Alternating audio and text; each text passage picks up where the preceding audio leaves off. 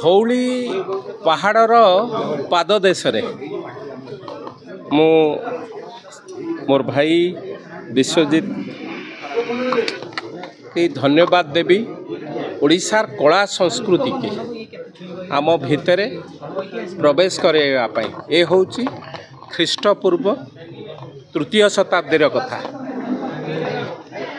263-61 मसीहार कथा जेतेबेले ए वीर जाति ए वीर माटी गोटे मार सम्मान पाई 100 नुहे कि 1000 नुहे लक्षाधिक उत्कलवासी से दिन ए पाखरे आपण देखुथिबे दया नदी स्रोत रे बही जाउची। से दया नदीर नील वर्णर पानी की लोहित वर्ण धारण करिथिला। ए होची ए जातिर ए होची ए माटीर आभिमुख्य बा ए माटीर लक्ष्य। अतीत इतिहास को आमे जेतेबेले मन पकाऊ ए वीर माटी आज आमे जहाकू नहीं कि गर्व अनुभव करूछु। आमे जहाकू नहीं कि ए माटीर कथा अच्छी माटी की चिपुड़ी देले रक्त निगिड़ी पड़े। जी जो माने जीवन यौवन देकी ए माटी पई तांकर श्रेष्ठ संग्राम करिचंती से भली कथा को नहीं कि ए माटी अशोक जेतेबेले युद्ध करने को चाहिए युद्ध करने को ये आसीथिले भाविथिले जाति ए माटी तांको पाखरे मुंड नुआई जीव। ए वीरत्व माटी मुंड नुआई नथिला तांको चंडाशकरु धर्माशक रे परिणत करैथिला। लक्ष लोकंकर मृत्यु परे मध्य ए जाति तांको पाखरे हार मानि नथिला। से युद्ध करी करी जेतेबेले निरुत्साहित हो जाइचंती इतिहास रे कोउटी लेखा जाई नाही ए वीर माटी अशोकंक पाखे परास्त होईछि।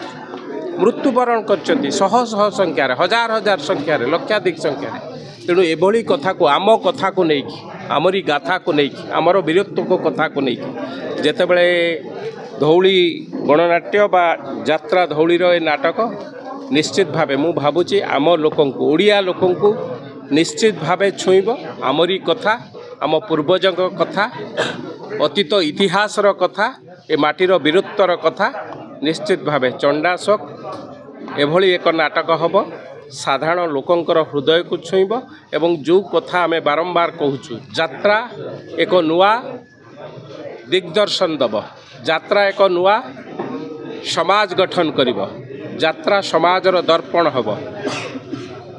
यात्रा धौलीर ए नाटक साधारण लोकंक पाखे गृहीत हब चंडाशक निश्चित भावे हिट हब। धौली गणनाट्य तरफ धौली गणनाट्य जो ओनर अच्छा साना भाई विश्वजीत राज तांकर प्रोत्साहन नूतन नाटक चंडाशकर आज नूतन भाव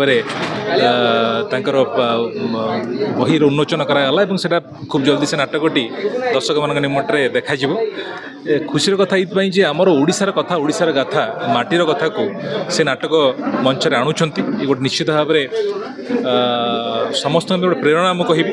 कारण आमर इतिहास जहाँ रही आमर माटीर गर्व आमर इतिहास एवं आमर माटीर वीरत्वर गाथा से गाथा को से नाटक मंच को आणुंट जो मंच बर्तमान आम समस्त देखुं सोशल सामाजिक धर्मी नाटक चली अनेक समय आम अपसंस्कृति को लेकिन कथा उठुची से जगार आमर ओडिशा माटीर कथा कलिंगर कथा माटीर गौरवर गाथा को से आणुंट। तेणु मु हृदय धन्यवाद जनाऊँ।